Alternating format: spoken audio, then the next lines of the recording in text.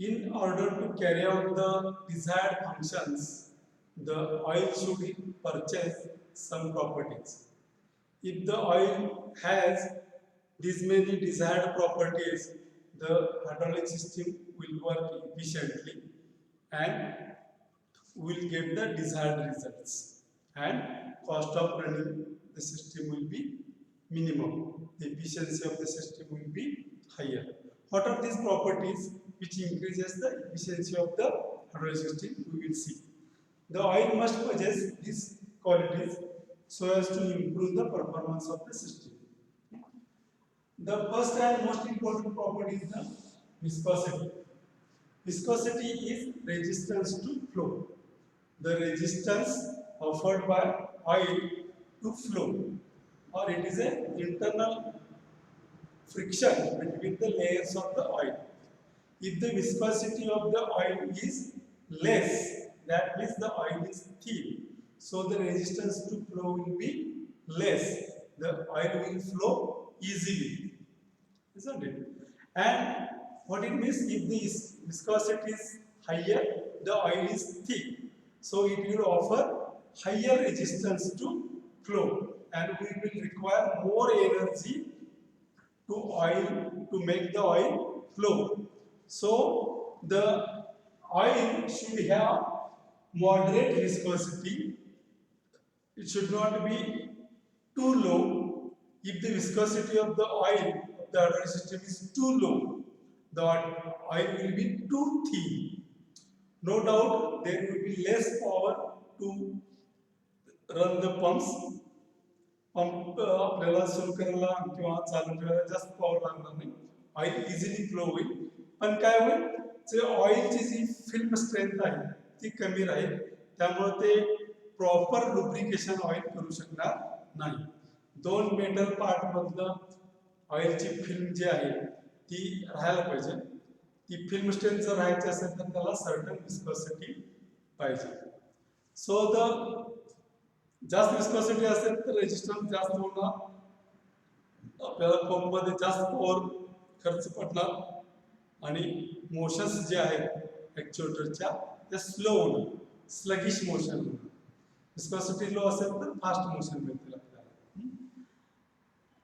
म्हणून hydraulic system मधलं जे ऑइल आहे त्याची विस्कोसिटी जी आहे ती जास्त कमी पण नको आणि जास्त म्हणजे जास्ती पण नको, अशी ती मॉडरेट पाहिजे. The oil should possess moderate viscosity so that it will be lubricate the parts, it will maintain the film strength between the moving parts, as well as it will not be too slow. दूसरा जी property आहे ती viscosity index. Viscosity index म्हणजे काय? When we increase the temperature of the oil, the viscosity decreases. That means the distance between the molecules, or the bond between the chemical bond between the molecules becomes weak, and the oil becomes thinner. It becomes more flowable. जसं temperature वाढलं तर काय होतं, ऑइलची viscosity कमी होते आणि oil जास्त फ्लोएबल होतं. आणि टेम्परेचर समजा कमी झालं तर ऑइल काय होते, थिक होते आणि त्याची फ्लोएबिलिटी कमी होते आणि रेजिस्टन्स फ्लोचा वाढतो. आपल्याला मग पंप रन करायला जास्त पॉवर लागतो. तर आपल्याला काय अपेक्षित आहे, जी आपली टेम्परेचर रेंज आहे, मिनिमम टेम्परेचर आणि मॅक्सिमम टेम्परेचर, ह्याच्यामध्ये विस्कोसिटी आहे ती चेंज होऊ नये. It's the viscosity should be constant. As far as possible, the viscosity of the oil should be constant between the working temperature range. हे कधी होतं, जर हायर विस्कोसिटी इंडेक्स असेल तर काय होतं, विस्कोसिटी चेंज होत नाही, कमी चेंज होते. Higher the viscosity index, that means minimum the change in the viscosity of the oil with the change in the temperature, isn't it? Oil will have a stable viscosity. It will not fluctuate too when the temperature changes. हे आपल्याला stable viscosity असणे म्हणजे हाय viscosity index असते. आणि कशासाठी आवश्यक आहे, जर विस्कोसिटी चेंज जर झाले तर काय होणार, आपण जे सेट पॅरामीटर्स केलेले आहेत ते राहणार नाही. जे ऑइलचा फ्लो आहे तो वाढेल, टेम्परेचर वाढलं की ऑटोमॅटिकली वाढेल, आपण काही न चेंज करता, कारण ऑइलचं विस्कॉसिटी कमी झाली आहे टेम्परेचर वाढल्यामुळे. तर असं व्हायला नको. तर it should have stable viscosity with the working temperature range of the absorbing system. That is the viscosity. High dimmersibility. That means it should not absorb the moisture and water. I already told you. ही demulsibility property जी आहे ती येण्यासाठी काय आपण त्यात additive टाकतो. म्हणजे जे ऑइल मॅन्युफॅक्चरिंग कंपन्या आहेत ह्या जे पेट्रोलियम ऑइल जे आहे आपल्याला जसं मिळतं तसं त्याच्यामध्ये या सगळ्या प्रॉपर्टीज येत नाहीत. तर या विस्कॉसिटी चेंज करण्यासाठी किंवा विस्कॉसिटी इंडेक्स हाय ठेवण्यासाठी, डिमर्सिबल असण्यासाठी किंवा अँटी रस्ट प्रॉपर्टी असण्यासाठी काय करायला लागतं, त्याच्यामध्ये सर्टन ॲडिटिव्स टाकायला लागतात. ते ॲडिटिव्स टाकले की मग याच्या त्या प्रॉपर्टीज आहेत त्या इम्प्रूव्ह होतात. Demulsibility means it should not absorb the water molecules or moisture into the oil. Water molecules absorb केल्यानंतर काय होईल, it will increase the rusting of the ferrous component. जे मेटल कंपोनेंट्स आहेत फेरसचे ते काय होतील, रस्ट होतील वॉटरच्या कॉन्टॅक्ट मध्ये आल्यानंतर. It should have good lubricity. जे मॉडरेट विस्कॉसिटी जर असेल तर आपल्याला लुब्रिसिटी पण मिळते आणि त्याची जी फिल्म स्ट्रेंथ आहे ती मेंटेन राहते. म्हणजे मेटल टू मेटल कॉन्टॅक्ट येत नाही आहे. मेटल टू मेटल कॉन्टॅक्ट वेळी त्याच्यामध्ये ऑइलची फिल्म राहील, त्यामुळं फ्रिक्शन कमी होईल आणि वेअर अँड टेअर कमी होईल आणि मोशन जे आहे त्या स्मूथ होईल. तर त्यासाठी लुब्रिसिटी प्रॉपर्टी ऑइल असणे गरजेचं आहे. Chemically stable over expected service life of the oil. The oil is designed and manufactured to give you certain service life, say years, months or days. जे काही त्याचं लाईफ स्पेसिफाय केलं असेल तेच त्यांना द्यायला पाहिजे. त्या पिरियडमध्ये ते केमिकली स्टेबल राहायला पाहिजे. केमिकली स्टेबल म्हणजे काय, तर त्याच्या प्रॉपर्टीज ज्या आहेत आपण ज्या बघितल्या, विस्कॉसिटी इंडेक्स असतात, स्पेसिफिक ग्रॅव्हिटी असेल, स्पेसिफिक वेट असेल, ह्याच्या ज्या प्रॉपर्टीज आहेत ते चेंज नाही व्हायला पाहिजे. That is chemical stability. आणि त्याच्यामध्ये स्लज फॉर्मेशन व्हायला नाही पाहिजे. ऑइल जे आहे ते युनिफॉर्म आपल्याला मिळायला पाहिजे. That is the meaning of chemical stability. जे त्या ऑइलचं जे अपेक्षित लाईफ आहे त्या लाईफमध्ये ते केमिकल स्टेबल राहायला पाहिजे. त्याच्या प्रॉपर्टीज ज्या आहेत त्या चेंज नाही व्हायला पाहिजे. प्रॉपर्टी चेंज झाले काय होणार, फंक्शनचे डिझायर आहे ते आपल्याला मिळणार. नंतर it should separate air as well as moisture. Air त्यानं ऑब्सॉर्ब नाही करायला पाहिजे.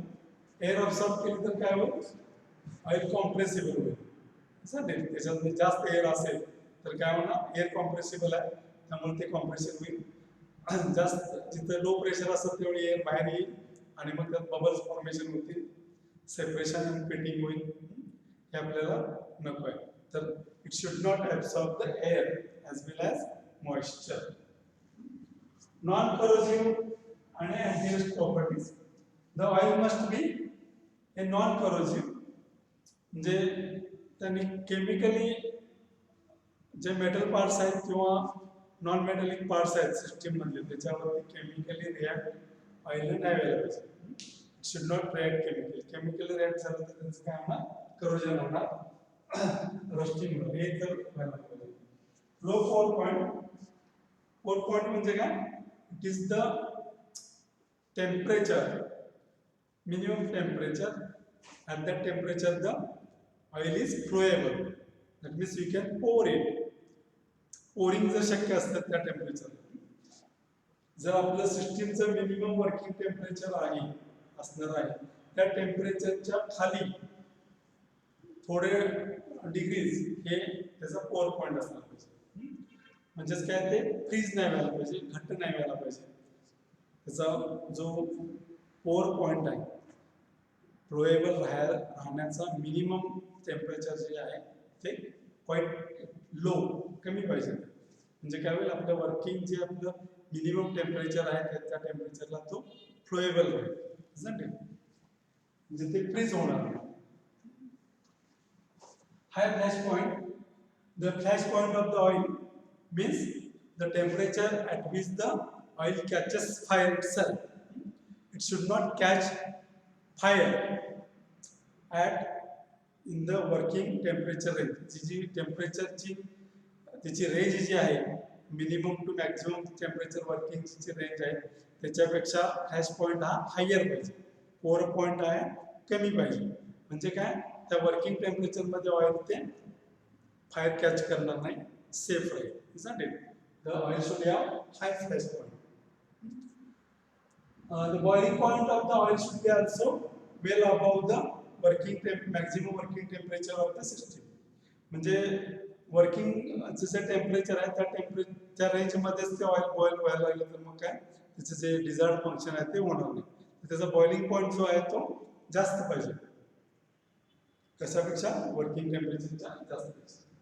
The oil should be non-toxic because toxic means poisonous नाही पाहिजे ते.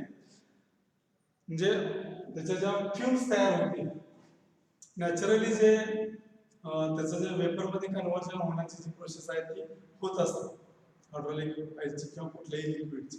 तर ह्या फ्युम्स किंवा फ्युम्स आत इनहेल करण्याची शक्यता आहे ऑपरेटर, त्या टॉक्सिक असतील तर मग त्यांच्या हेल्थला परिणाम होईल आणि मग ते काय ॲडवायझेबल नाही आहे. किंवा मशीन ऑपरेटर जो आहे तो ऑपरेट करत असताना त्याच्या कॉन्टॅक्टमध्ये ऑइल आले ते टॉक्सिक असेल तर मग त्याच्या हेल्थवरती परिणाम होईल. तर असं नाही पाहिजे आपल्याला. Oil should be non-toxic, isn't it? These are the desired properties or required properties of a hydraulic oil which is used in the hydraulic system. ह्या सगळ्या प्रॉपर्टीज काय कुठल्याही ऑइलमध्ये नॅचरली नसतात, तर ह्या प्रॉपर्टीज काय करतात आणण्यासाठी काय त्याच्यामध्ये ॲडिटिव्स आपण ऍड करतो. फायर रेजिस्टन्स द्यायचं झालं oil should be fire resistant. या सगळ्या प्रॉपर्टीज ज्या आहेत त्या आणण्यासाठी त्यामध्ये काय ॲडिटिव्स टाकतात आणि त्यामुळे सगळ्या प्रॉपर्टीज येतात. ओके.